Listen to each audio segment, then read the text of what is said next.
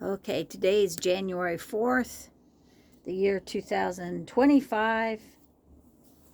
And as always, start out with praying through the names of God. Today's name is Elbethel, which means the God of the house of God. And that verse is in Genesis.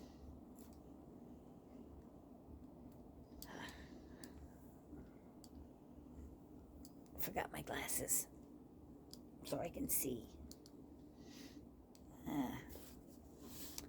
Genesis 35:7. He built an altar there and called the place Elbethel, because there God had revealed himself to him when he fled from his brother. And that, of course, is Jacob. An adoration, Elbethel. I know that you can do all things, and that no purpose of yours can be thwarted. You have revealed your power and your strength in countless ways. The heavens tell of your glory. The skies display your marvelous craftsmanship. Day after day, they continue to speak, and at night they make you known. They speak without a word, and their voice is silent in the skies, yet their message goes out to all of us on the earth. For since the creation of the world, your invisible attributes, your eternal power and divine nature have been clearly seen, being understood through what has been made. You have revealed yourself to all of us, Elbethel, and I give you praise for who you are.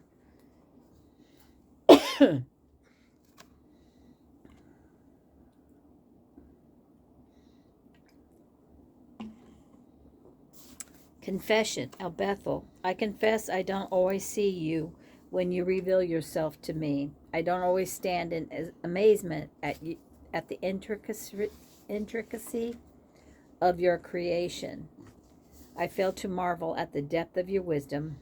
Forgive me for those times when you have revealed yourself to me, and yet I choose to view you with earthly eyes rather than with spiritual discernment. Let my love abound more and more in knowledge and depth of insight, so I may be able to discern what is best and may be pure in my recognition of you. In thanksgiving, Elbethel, thank you for making yourself known to me. Thank you for taking up residence in me through the death, burial, and resurrection of your Son, Jesus Christ, which enabled your Holy Spirit to make my spirit your house. My body is now the temple of the living God. My life is Bethel, where you dwell, and yet I still strive to make my own decisions in spite of your desires. Thank you for your patience and long suffering as you dwell in and with me. In supplication, Elbethel, abide in me, set up your home in the depths of my soul. Let your words dwell in me, that I may know and live by them and for you. Reveal to me the sin I must confess and turn from, so that I may be pure and blameless in your sight. Show me how to best honor you through this temple you have set up within me.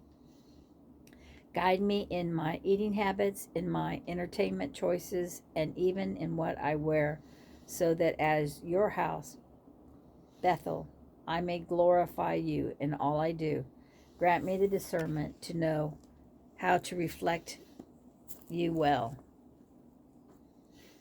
And then today's reading is in the book of Genesis.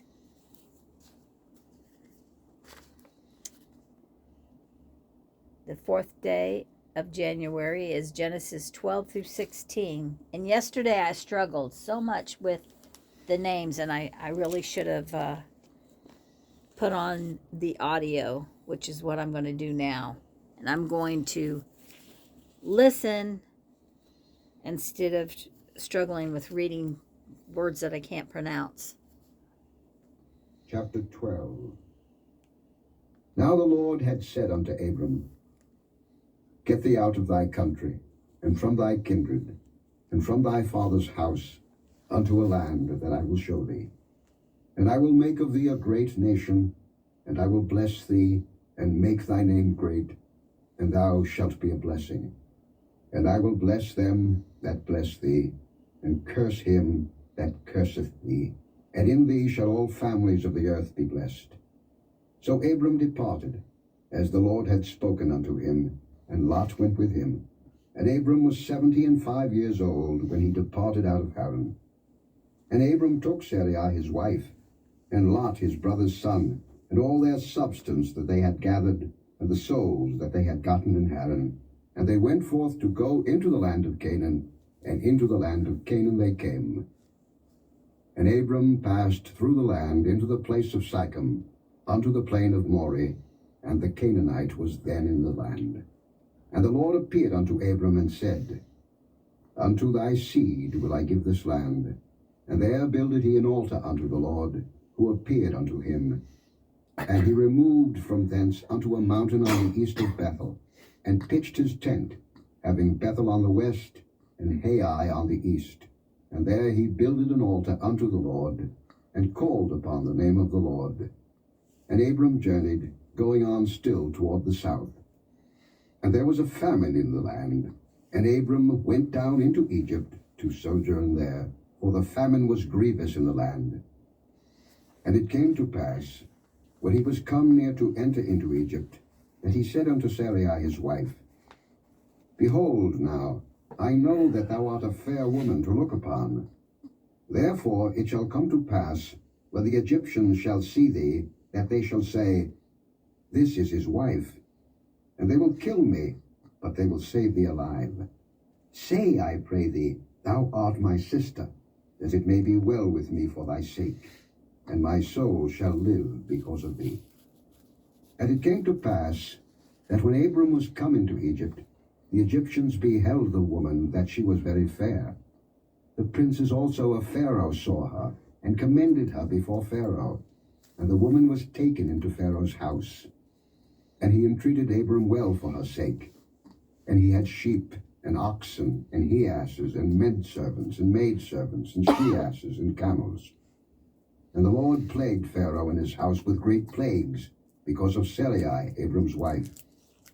And Pharaoh called Abram and said, What is this that thou hast done unto me?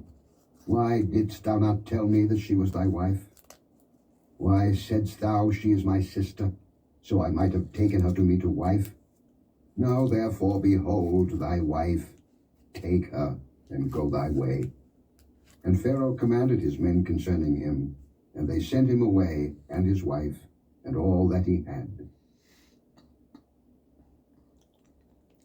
Chapter 13. Chapter 13. And Abram went up out of Egypt, he and his wife, and all that he had, and Lot with him, into the south. And Abram was very rich in cattle, in silver and in gold. And he went on his journeys from the south even to Bethel, unto the place where his tent had been at the beginning, between Bethel and Hai, unto the place of the altar, which he had made there at the first. And there Abram called on the name of the Lord. And Lot also, which went with Abram, had flocks, and herds, and tents.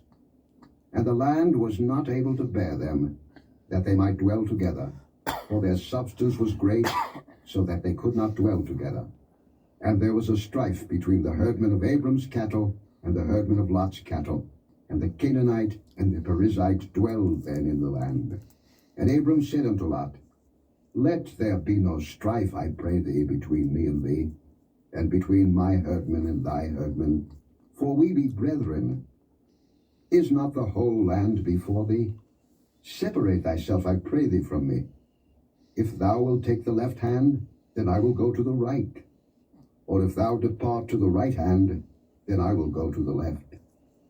And Lot lifted up his eyes, and beheld all the plain of Jordan, that it was well watered everywhere, before the Lord destroyed Sodom and Gomorrah, even as the garden of the Lord, like the land of Egypt, as thou comest unto Zoar. Then Lot chose him all the plain of Jordan, and Lot journeyed east, and they separated themselves the one from the other. Abram dwelled in the land of Canaan, and Lot dwelled in the cities of the plain, and pitched his tent towards Sodom. But the men of Sodom were wicked and sinners before the Lord exceedingly. And the Lord said unto Abram, after that Lot was separated from him, Lift up now thine eyes, and look from the place where thou art northward, and southward, and eastward, and westward. For all the land which thou seest, to thee will I give it, and to thy seed forever. And I will make thy seed as the dust of the earth, so that if a man can number the dust of the earth, then shall thy seed also be numbered. Arise, walk through the land in the length of it, and in the breadth of it, for I will give it unto thee. Then Abram removed his tent, and came and dwelt in the plain of Mamre, which is in Hebron, and built there an altar unto the Lord.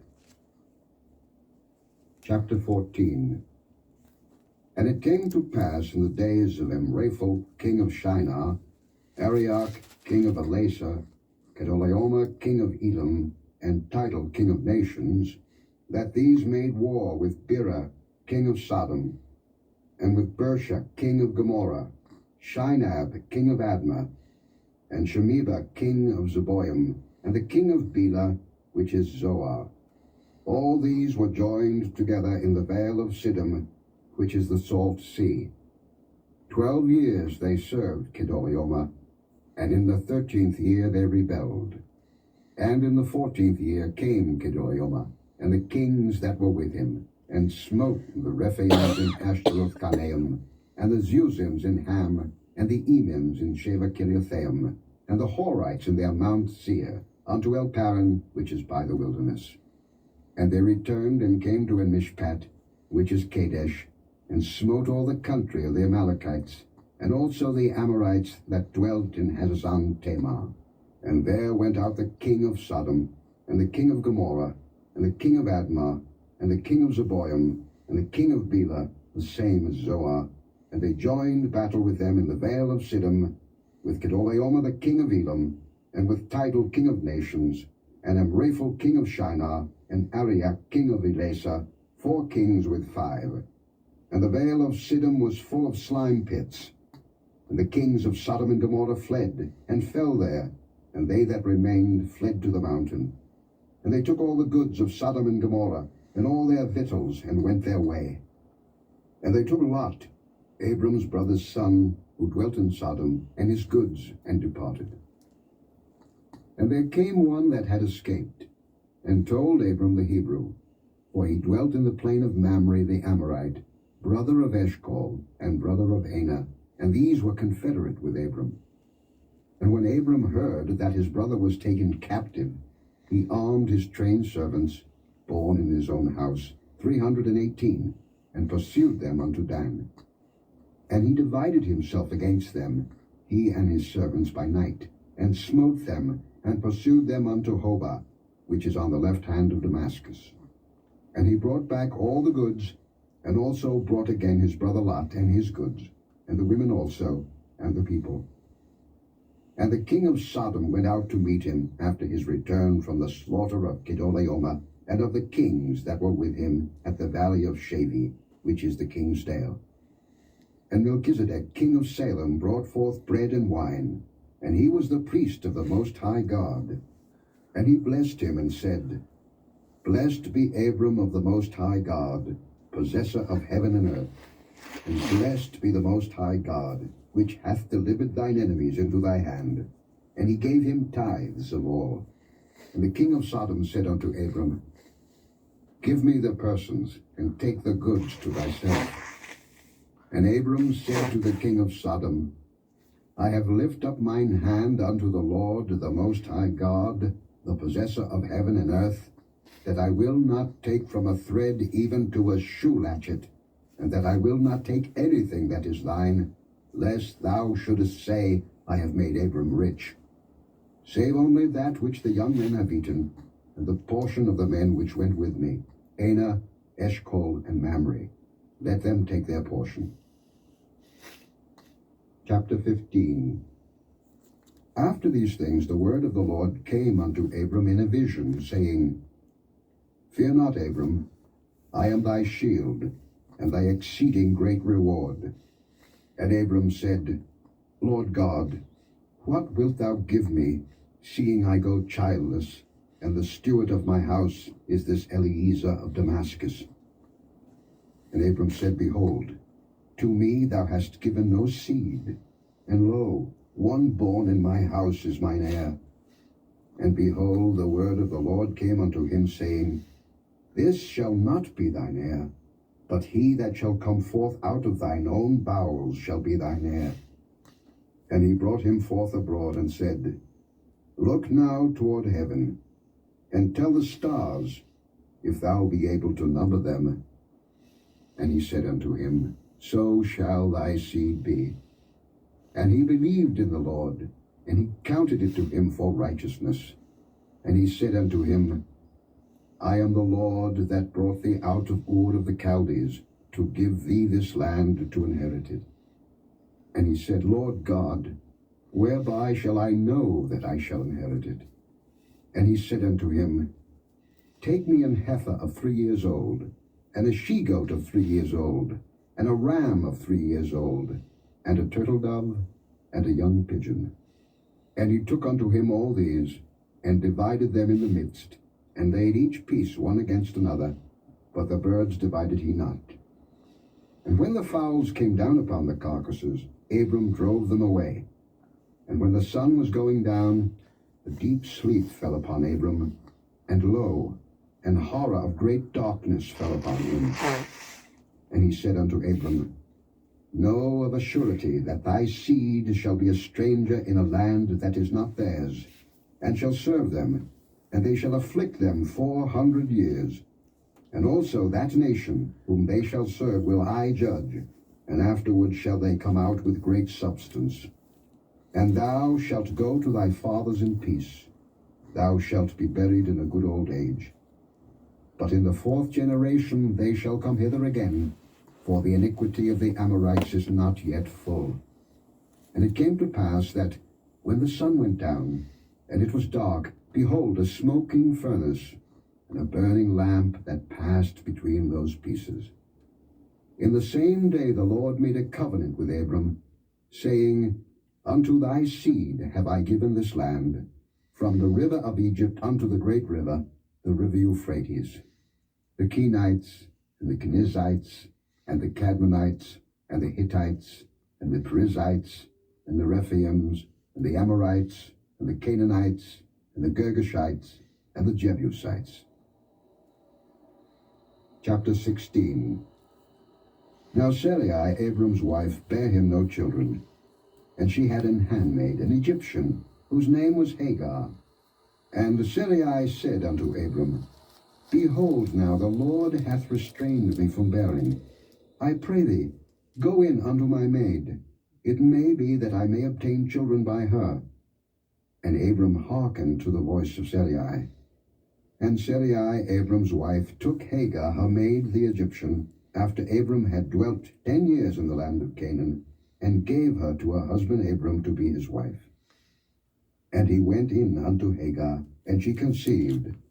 And when she saw that she had conceived, her mistress was despised in her eyes. And Sarai said unto Abram, My wrong be upon thee. I have given my maid into thy bosom. And when she saw that she had conceived, I was despised in her eyes. The Lord judge between me and thee. But Abram said unto Sarai, Behold, thy maid is in thy hand. Do to her as it pleaseth thee. And when Sarai dealt hardly with her, she fled from her face. And the angel of the Lord found her by a fountain of water in the wilderness, by the fountain in the way to Shur. And he said, Hagar, Sarai's maid, whence camest thou, and whither wilt thou go? And she said, I flee from the face of my mistress Sarai. The angel of the Lord said unto her, Return to thy mistress, and submit thyself under her hands. And the angel of the Lord said unto her, I will multiply thy seed exceedingly, that it shall not be numbered for multitude. And the angel of the Lord said unto her, Behold, thou art with child, and shalt bear a son, and shalt call his name Ishmael, because the Lord hath heard thy affliction. And he will be a wild man, his hand will be against every man, and every man's hand against him, and he shall dwell in the presence of all his brethren. And she called the name of the Lord that spake unto her, Thou God seest me. For she said, Have I also here looked after him that seeth me? Wherefore the well was called Beer-lahai-roi. Behold, it is between Kadesh and Bered. And Hagar bare Abram a son, and Abram called his son's name, which Hagar bare, Ishmael. And Abram was 86 years old, when Hagar bare Ishmael to Abram. Chapter 17. Okay. That's the end of my reading for today. And it was good that I played it, because there was a whole lot of names that I probably couldn't have pronounced, all those king's names. Let me put a bookmark in here. Try not to kick over the tripod. Turn it off.